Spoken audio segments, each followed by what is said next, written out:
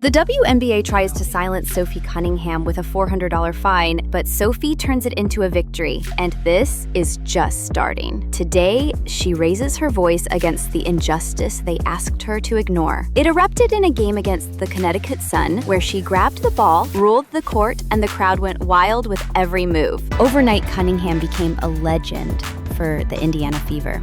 This is the story of how, while the WNBA wrestles with its own troubles, a hard foul flipped the game, exposed the league's officiating flaws, and turned Cunningham into a truly historic name that fans will never forget. At a parade held in February 2025, 28-year-old Sophie Cunningham joined the Fever from the Phoenix Mercury, the franchise's crowd cheering loudly in triumph. Cunningham, known for her tough play and nicknamed Spicy Sophie, became Clark's on-court bodyguard without hesitation, fear, or restraint. That role was confirmed during a fiery game against the Connecticut Sun on June 17, 2025 played there. And that's when everything got out of control. JCS Sheldon, Clark's old college rival, poked her in the eye and started a scuffle while the Fever were up 88-71 with 1 minute left. Marina Mabrey then shoved her to the floor, making the chaos worse. The refs hit Tina Charles and Clark Maver with technicals, but gave Sheldon only a grade 1 flagrant, the lightest penalty. Nobody saw that coming. Cunningham, angry that the refs did nothing, chose to act. She wrapped up the Sun player, threw her to the ground, and then slammed Sheldon hard with 46 seconds left, pouring out all her bottled-up rage. That play sparked a bench-clearing fight among Cunningham, Sheldon, and the Suns' Lindsey Allen. Players from both benches rushed in, security followed, and the crowd of families in Clark jerseys watched in shock. Refs met for 5 tense minutes before handing out the penalties amid boos. Sports shows looped the replay all night, and social clips pulled millions of views in hours, spreading the story far beyond Indiana. Reporters at courtside said they had never seen such raw anger live before. The WNBA answered by fining Cunningham $400 for her 2 flagrant fouls, plus an extra amount they did not reveal for joining the brawl. Even so, her teammate Caitlin Clark had already gone through something odd in the 2024 playoffs, when Carrington's eye poked sidelined Clark for a moment and helped the Sun beat the Fever in round 1. Clark missed several games in June 2025 with a minor injury blamed on the pounding she had taken. Those hard hits brought no punishment. Akik reports TV viewership dropped 55% while she was out, falling from 9.9 million in games with Clark to under 4.5. Ticket sales also slid. Sportico says attendance at Gainbridge Fieldhouse fell 30% when Clark did not play. This matters. Clark's absence hurt not just the Fever. It showed how much the WNBA leans on her. Almost alone, she drives the league's new boom, unlike LeBron or Curry, who shared the NBA spotlight with other stars. That is the part they are not telling you. Yet it is still the truth shaping the league's future. It is plain false to claim that the 2024 rookie class or the total pool of talent is powering the league's rise.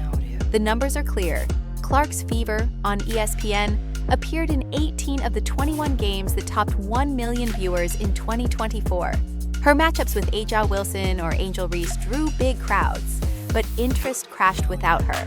Largely, she pushed the WNBA's $200 million media deal and a 170% jump in ratings that year. And that is only the tip of the iceberg. Since no other sport has a single player with such unequaled pull, opponents now see Clark as the W's golden goose. That is where things start to get dangerous.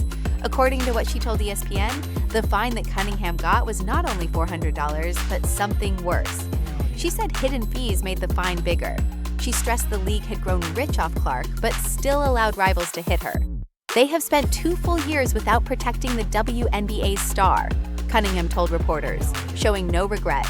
That is why my final goal will be to protect my teammates. Her coach, Stephanie White, agreed and blamed the referees for losing control.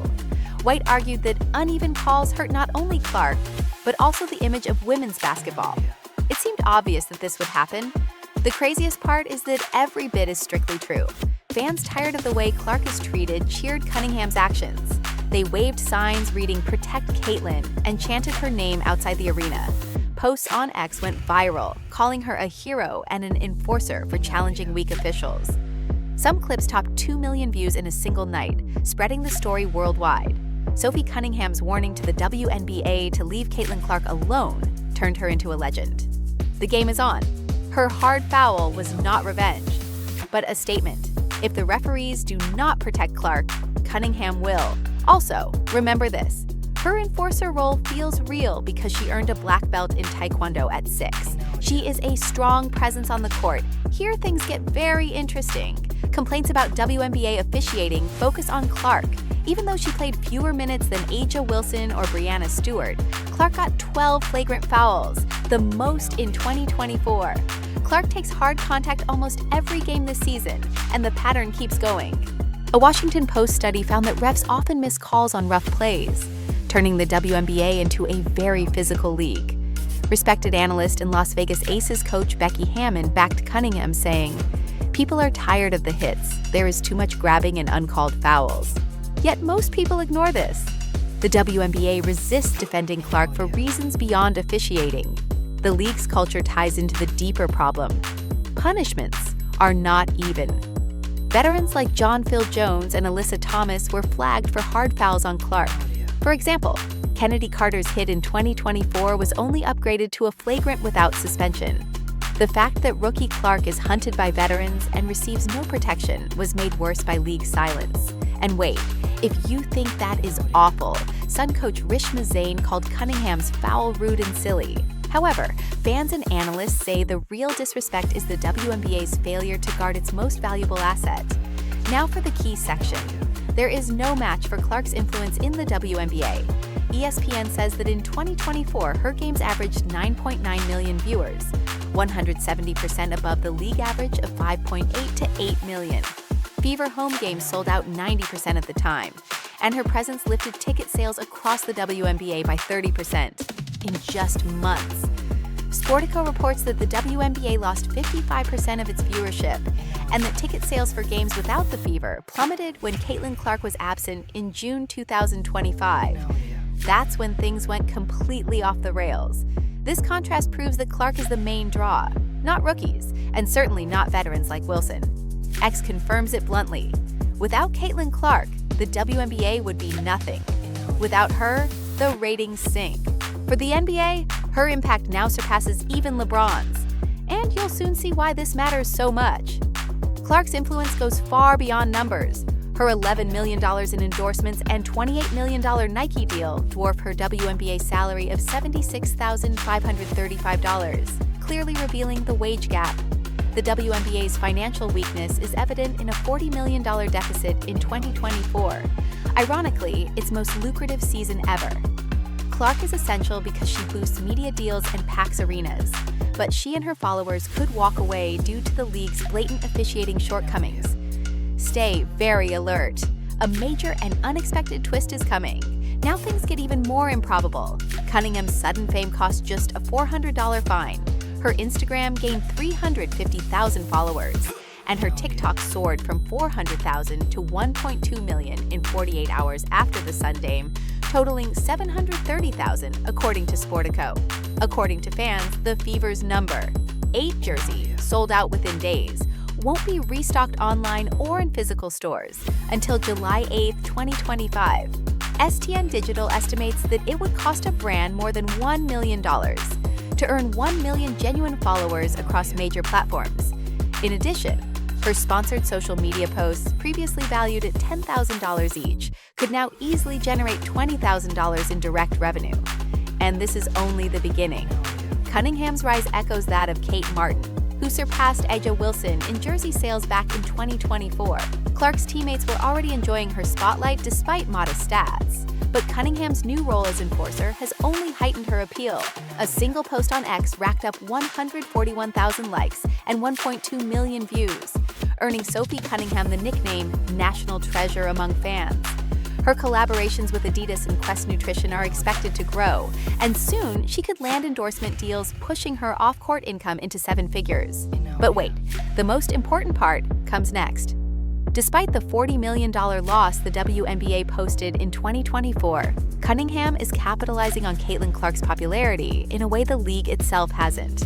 Her rise in social media and merchandise sales proves it. Then something unexpected happened.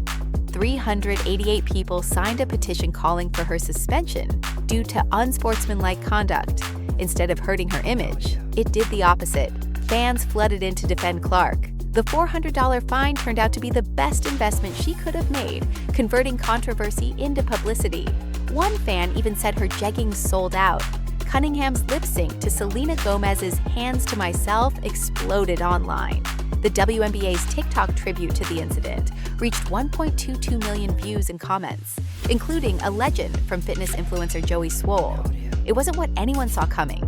She's now the crowd favorite for her loyalty to Clark, turning a penalty into a lucky break. What began as backlash became a branding masterclass. Cunningham didn't just defend Clark, she built a personal brand on the moment, and now she stands on the edge of something even bigger. This is where serious problems begin. The WNBA currently stands at a crossroads, as its financial struggles combined with questionable officiating reveal deeper systemic issues. In 2024, 17% of the flagrant fouls suffered by Clark, along with relentless harassment throughout 2025, exposed the league's ongoing failure to protect its star player. With a $40 million deficit, the league cannot afford to alienate Clark or her passionate fan base despite enjoying a record-breaking season. Still, everything now hinges on what happens next. Since Cunningham became Clark's bodyguard, the narrative surrounding the team has shifted dramatically. She sends a powerful message to the WNBA by fearlessly getting her hands dirty. Protect your stars, just like she does. And if that surprises you, wait to see what comes next. The Fever's dependence on Clark, who averages 21.3 points and 8.7 assists per game, is reflected in their 8-7 record as of June 2025. With Cunningham shielding her, the team's playoff chances improve, allowing Clark to fully concentrate on her game. Cunningham's merchandise sales have even surpassed those of Aja Wilson, and her rapid digital growth has earned her unwavering fan support. Then everything finally clicked into place. Even though the WNBA sanctioned her, Cunningham laughs while the league struggles to monetize Clark's fame. Stay tuned.